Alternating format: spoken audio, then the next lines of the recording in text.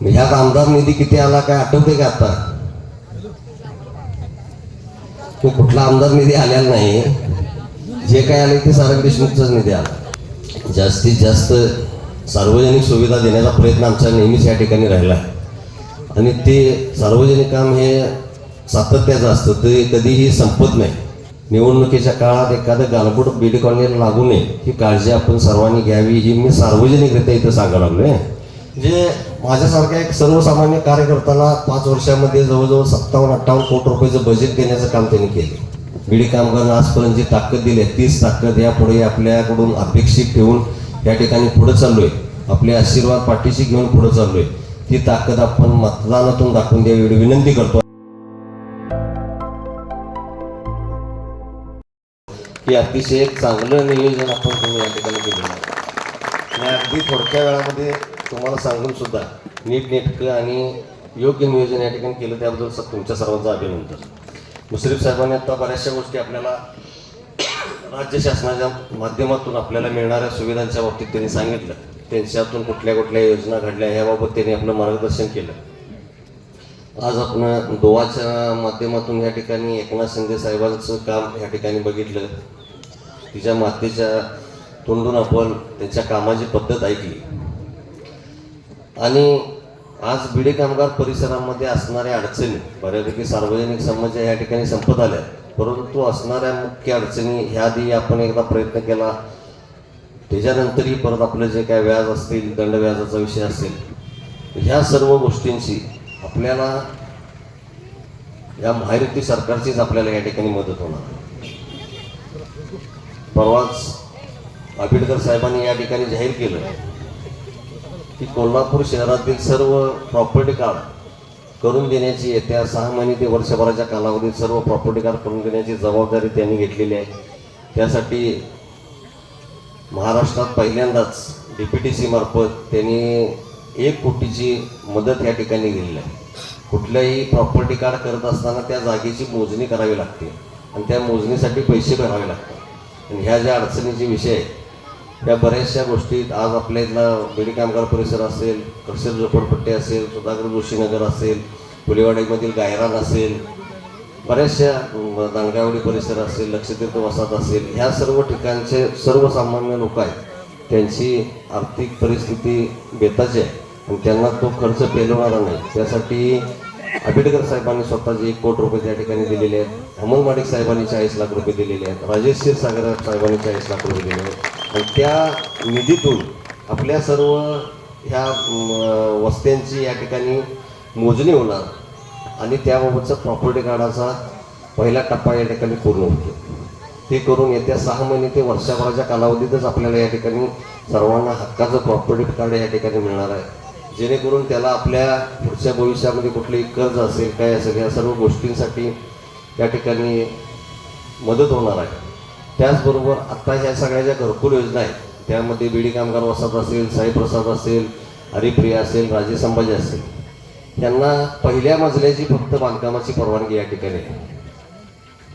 परंतु कायद्यामध्ये सुधारणा करून त्यांची ती प्रोसेस बऱ्यापैकी झालेली आहे आणि बाकीच्या काही त्यात ज्या त्रुटी राहिलेल्या आहेत ते हे करून आपल्याला दुसरा मजलाही या ठिकाणी बांधता यावा त्यासाठीचा कायदा लवकरच या ठिकाणी होतो.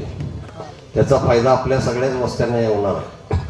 कारण आज ज्या वेळेला दुसरा मजला वाढेल त्यावेळेला तुमच्या बऱ्यापैकी आता कुटुंब जशी वाढतील तसं प्रत्येकानं दुसरा मजला या ठिकाणी बांधलेला आहे, परंतु तो कायदेशीर नाही. त्यामुळं त्याला एखादं कर्ज काढायचं असेल तर त्या जे मंजूर आहे त्या तेवढ्याच इमारतीवर तेवढ्या व्हॅल्युएशनवरच त्याला कर्ज मिळतं. परंतु आता ही वरच्या मजल्याची मान्यता ज्या वेळेला होईल त्यावेळेला आपोआपच तुमच्या घराची व्हॅल्यू वाढणार आहे. त्यामुळे तुम्हाला कर्जाचं कुठल्या तरी एखाद्या ठिकाणी तुम्ही जात असाल तर त्यावेळेला ती रक्कम ही या ठिकाणी आपोआपच वाढणार आहे. तुम्हाला गोरगरिबांना लागणाऱ्या, सर्वसामान्य लोकांना लागणाऱ्या सर्व गरजेच्या गोष्टी योजनांच्या मार्फत करण्यासाठी महायुती सरकार हे नेहमीच या ठिकाणी सक्षम राहिलेलं आहे आणि तत्पर राहिलेलं आहे. त्यामुळं ह्या ठिकाणी कोणताही विचार न करता आपण 2 धनुष्यबाण आणि 2 कमळ या चिन्हावर या ठिकाणी आपण मतदान करावं ही आपल्याला विनंती आहे. तर गेली 20 वर्षे मी बीडी कामगार परिसरामध्ये या ठिकाणी काम करतोय. बीडी कामगारची पूर्वीची परिस्थिती आणि आत्ताची परिस्थिती यात काही फरक आहे का नाही? वाटते नव्हतं मला. ह्यात आमदार निधी किती आला काय आठवते का आता? कुठला आमदार निधी आलेला नाही. जे काय आले ते सारंग देशमुखचाच निधी आला. हा काय म्हणते म्हातारे? हा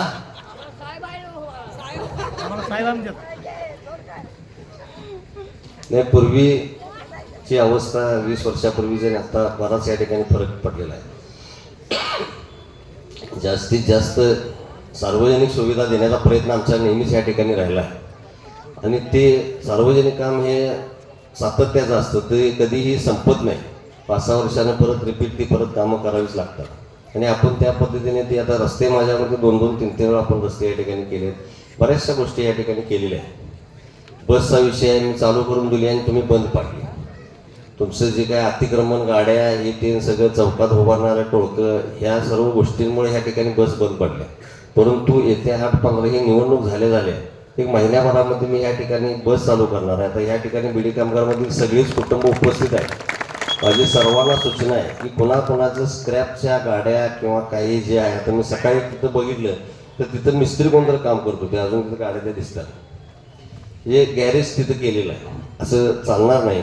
तर हे रस्त्यावरचे जे काय आपल्या अडचणीच्या ज्या आपण वस्तू ठेवलेल्या आहेत ते आपल्याला काढावे लागणार आहेत. ते येत्या 8-15 दिवसामध्ये तुम्ही काढून घ्यावे ही विनंती. नसेल तर महापालिका स्तरावरती काढून घेतले जाणार आहे. आपल्याला बस पाहिजे ना.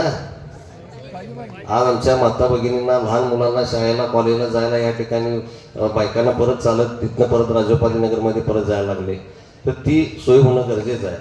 काही मंडळी चौकामध्ये या ठिकाणी उभारले असतात, त्यावेळेला गाड्या अडव्या लागलेल्या असतात. माझी ज्येष्ठ नागरिकांना सगळ्यांना विनंती आहे, इथं माझ्यामध्ये त्यातली बरीचशी हजर पण असतील, तर सगळ्यांना विनंती आहे की बसचा रूट आहे हा आपण नेहमी रिकामा ठेवावा. येणाऱ्या बसला अडथळा होईल अशी कुठलीही आपण बसण्याची व्यवस्था करू नये, जेणेकरून आपल्याच इथल्या नागरिकांना ही बसची सुविधा चांगल्या प्रकारे आपल्याला या ठिकाणी घेता येईल. आता राहिले 2 दिवस, आजचा तसा रात्रीचा शेवटचाच दिवस, उद्या 5 वाजता प्रचार संपतोय.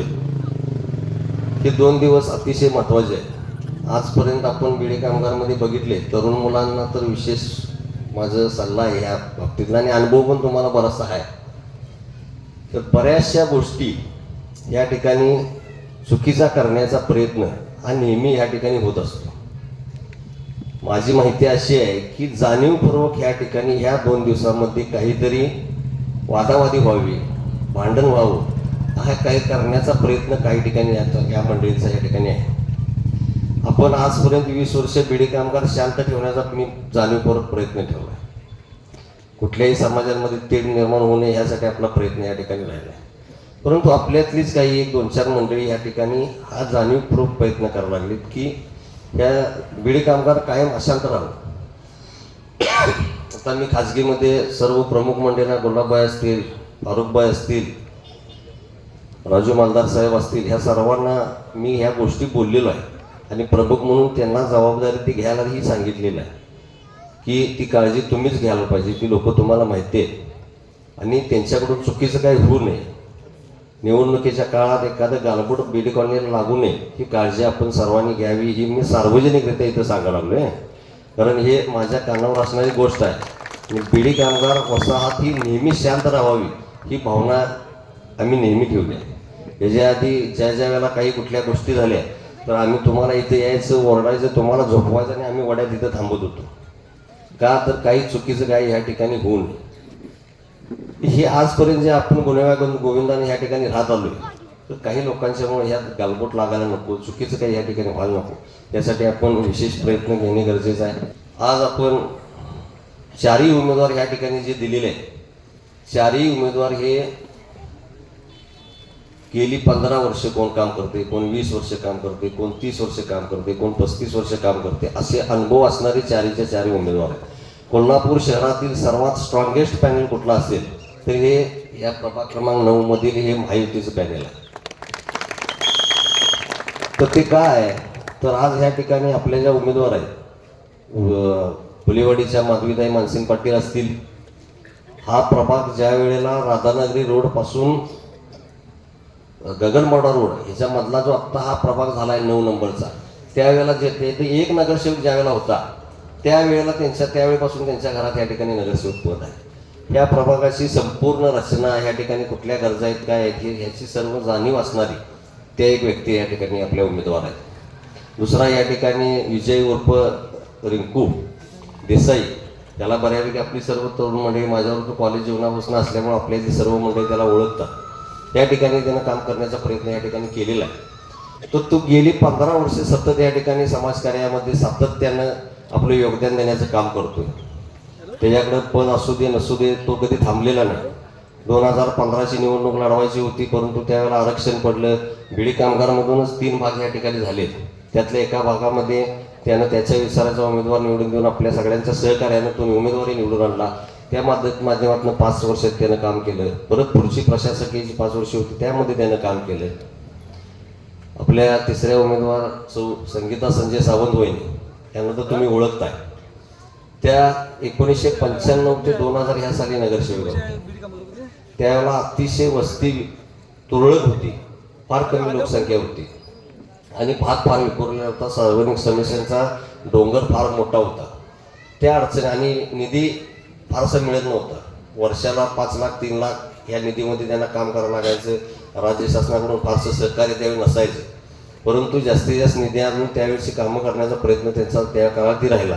आणि तिथून पुढेही कुठलंही पद नसलं तरी 25 वर्ष सावंत कुटुंब हे नेहमी समाजकार्यामध्ये या ठिकाणी तत्पर आहे. याचा अनुभव तुम्ही सर्वांनी या ठिकाणी आजपर्यंत घेतलेला. मी 4था उमेदवार आहे. मी 20 वर्ष या ठिकाणी काम करतोय. या परिसरामध्ये 10 वर्ष मी नगरसेवक म्हणून काम केले.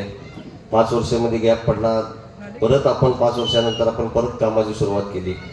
ही कामं करत असताना जी 5 वर्ष मधली गेली, ज्या वेळेला नगरसेवक नव्हते, प्रशासक कालावधी होता, त्यावेळेला या ठिकाणी महापालिकेतून 1 रुपया निधी मिळत नव्हता. कामं लोकांचीही कधी थांबत नसतात, सार्वजनिक गरजा कधी संपत नसतात. त्यासाठी निधी उपलब्ध करणे हे गरजेचं आहे. यासाठी आम्ही काही विशेष प्रयत्न केले. आदरणीय राज्याचे उपमुख्यमंत्री एकनाथजी शिंदे साहेब यांच्याकडून पोहोचण्याचा प्रयत्न केला आणि त्यांना इथल्या भागातील अडचणीची ज्यावेळेला कल्पना दिली, तर 5 वर्षाच्या कालावधीमध्ये टप्प्याटप्प्याने त्यांनी आपल्याला 35 कोटी रुपये निधी या ठिकाणी दिला. त्याच्यानंतर परत या गेल्या 2-3 महिन्यापूर्वी आम्ही त्यांच्याकडे परत निधीची मागणी केली. परत 20 कोटी रुपये निधी त्यांनी दिला. प्रकाशरावजी आंबेडकर साहेबांनी त्यांच्याकडे मागणी केली, त्यांनी DPTCतून 2 कोटी रुपये दिले. तर त्या 22 कोटीचे टेंडर झाले, 20 तारखेला ओपनिंग झाले. त्या महिना अखेरला कामही चालू होतात. म्हणजे माझ्यासारख्या एक सर्वसामान्य कार्यकर्त्याला 5 वर्षामध्ये जवळजवळ 57-58 कोटी रुपयाचं बजेट देण्याचं काम त्यांनी केलं. आज जे शहरात ते उपनगरात हा संकल्प घेऊन या ठिकाणी आपण काम करतोय. आज काय नाही आपल्या इथे, सगळ्या गोष्टी करण्यासाठी आपण या ठिकाणी यशस्वी झालो. आज तुमच्या जवळ शाळेची इमारत या ठिकाणी व्हायला लागल्या. 92 लाख रुपये खर्च करून तुमच्याबरोबर कंपाऊंडला लागून यावेळी आपण शाळा या ठिकाणी चालू करतोय. तुमच्या मुलांची ती एक चांगली सोय या ठिकाणी होणार आहे. राजोपाध्यानगर शाळा आहेच आपली या ठिकाणी. राजोपाध्या ग्राउंड या ठिकाणी बघितला तुम्ही, रात्रीचं जरी त्या ठिकाणी गेला तरी आता खेळाडू सराव करत असतात. कंपाऊंडसाठी 1 कोटी रुपये आपण खर्च केला आहे. लाईटची व्यवस्था केलेली आहे. तिथून पुढे गेला खाली आता भाजी मंडई अंमलवाडी साहेबांच्या फंडातून 75 लाखाची या ठिकाणी झाल्या. त्या ठिकाणी जाण्याची परिस्थिती व्यवस्थित नव्हती. बरेचसे आपल्या इथलेच भाजी विक्रेते त्या ठिकाणी आता रस्त्यावर बसतात. परंतु येत्या 6 महिन्यामध्ये त्या ठिकाणी आपण मी आत्ता जे 22 कोटी रुपये सांगितले त्यामध्ये 50 लाख रुपये त्या ठिकाणी धरले. त्या 50 लाखमध्ये ते सर्व त्या ठिकाणची पार्किंगची व्यवस्था असेल, तुमचे जाण्या येण्यासाठी जे रस्ते व्यवस्थित करणे, पायऱ्या करणे, यासाठी एक 50 लाख रुपये निधी धरला. येत्या 4-6 महिन्यामध्ये भाजी मंडई आपल्याला सगळे चालू होते. त्याचबरोबर त्याच्या शेजारी आता महिला जिमच्या कार्यक्रमाला आपण कोण आला होता का बिडी कामगारामधलं? बघितल्या काय? तर बघून या. तुमच्या घराजवळ अगदी चालत जाण्याच्या अंतरावर तुमच्या जाण्या येण्याच्या रस्त्यावरती जिम आपण सिद्धेश्वर शाळेजवळ त्या ठिकाणी केली आहे. महाराष्ट्रातली पहिली जिम अशी आहे की ती फक्त महिलांसाठी आणि सरकारी फीमध्ये आपल्याला उपलब्ध असणार. ज्या ज्या स्टँडर्ड जिममध्ये अत्याधुनिक ज्या सगळ्या गोष्टी असतात त्या सर्व गोष्टी देण्याचा आपण त्या ठिकाणी प्रयत्न केला. 15 दिवस फक्त आपण ती बघण्यासाठी या ठिकाणी उपलब्ध ठेवलेली आहे. त्याच्यानंतर 15 दिवसानंतर ती जिम चालू होईल. आत्ता बघण्यासाठी पुरुष असतील स्त्री असतील हे सगळे जाऊ शकतात, परंतु त्या ठिकाणी गेल्यानंतर चालू झाल्यानंतर फक्त त्या ठिकाणी महिलांना प्रवेश असणार आहे.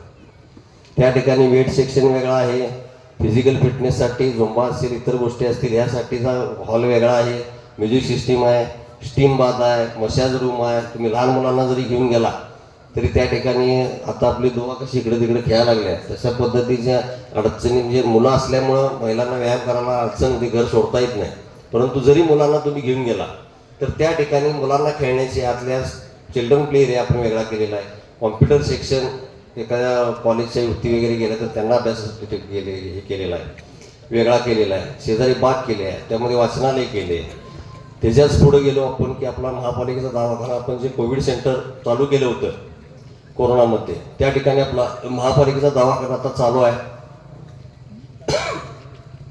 त्या दवाखान्यामध्ये येत्या 2 महिन्यामध्ये आदरणीय पालकमंत्री प्रकाशरावजी आंबेडकर यांच्या संकल्पनेतून या रिंग रोडच्या परिसरामध्ये आरोग्य सुविधा द्यावी अशी ज्यावेळेला त्यांच्याकडे मागणी केली त्यावेळेला 3 ठिकाणी त्यांनी सुर्वेनगरचा दवाखाना असेल, आपला मैत्रांगण असेल आणि फुलेवाडीचा दवाखाना असेल, ह्या तिन्ही दवाखान्याला डायलिसिस मशीन दिली आणि ते डायलिसिस मशीन तिन्ही ठिकाणी फ्रीमध्ये आपल्याला मिळणार. आणि त्याचबरोबर आपल्या ह्या दवाखान्याला सिटी स्कॅन मशीन ती द्यायला लागले. जे शहरात आहे त्याच्यापेक्षा जास्त उपनगरात हा संकल्प आम्ही घेऊन जे चाललेलो आहे ते करण्यासाठीचा आमचा आजपर्यंत या ठिकाणी प्रयत्न. बऱ्याचशा गोष्टी अजून आपल्याला या ठिकाणी करायच्या आहेत, बऱ्याचशा डेव्हलपमेंट करायच्या आहेत, बरेचसे ओपन स्पेस डेव्हलप करायचे आहेत. हे सर्व करत असताना आपल्याला हे करण्यासाठी महापालिकेत जाणं गरजेचं आहे, तिथं पदावर असणं गरजेचं आहे. तर ज्या सांगितलेल्या गोष्टी आहेत किंवा पुढचा विकास आहे हे करण्यासाठी आपल्या बहुमूल्य मताची आम्हाला या ठिकाणी गरज आहे. आजपर्यंत गेली 20 वर्ष तुम्ही आम्हाला ताकद या ठिकाणी देत आला, परंतु आत्ता हा प्रभाग प्रचंड मोठा आहे. 4 उपनगर एकत्र येऊन, उपनगराचे प्रभाग एकत्र येऊन हा नवीन प्रभाग झालेला आहे. तर त्या ठिकाणी काम करत असण्यासाठी आपल्या सर्वांची ताकद आपल्या मागं या मतदान स्वरूपी आशीर्वाद आपण द्यावेत. 4ही उमेदवार सक्षम आहेत आणि नेहमी हे आपल्यासाठी या ठिकाणी तत्पर कामासाठी असतील, हा आपल्याला या ठिकाणी शब्द देतो. आज कॅलेंडर सगळ्यांना पोचली का? त्या कॅलेंडरच्या माध्यमातून आजपर्यंत तुम्ही मला फोन करताय, फोनवर आपण कामं सांगतायत, आम्ही त्यासाठी प्रयत्न करत असतोय. गेली 20 वर्ष आपण हा उपक्रम करतोय. पुढच्या वर्षीपासून 4ही उमेदवारांची नावं त्या ठिकाणी त्यावर असणार आहे आणि नंबर असणार आहे. की तुम्ही कुणालाही फोन केला तर त्या ठिकाणी ती उमेदवार तुम्ही दारात कोणाची यायची गरज नाही, ती तिथं ते नगरसेवक तुमच्या दारात येतील, संबंधित विभागाशी संपर्क साधून तुमचं काम करण्यासाठी ते नेहमी या ठिकाणी प्रयत्न करतील, एवढा या ठिकाणी शब्द देतो. बीडी कामगारांना आजपर्यंत जी ताकद दिली आहे तीच ताकद यापुढे आपल्याकडून अपेक्षित ठेवून या ठिकाणी पुढं चाललो आहे. आपले आशीर्वाद पाठीशी घेऊन पुढं चाललो आहे. ती ताकद आपण मतदानातून दाखवून द्यावी एवढी विनंती करतो आणि थांबतो.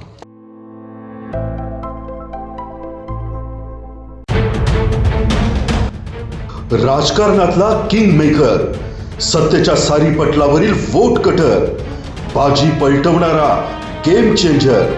पण अखेर या महापालिकेत कोण ठरणार धुरंधर?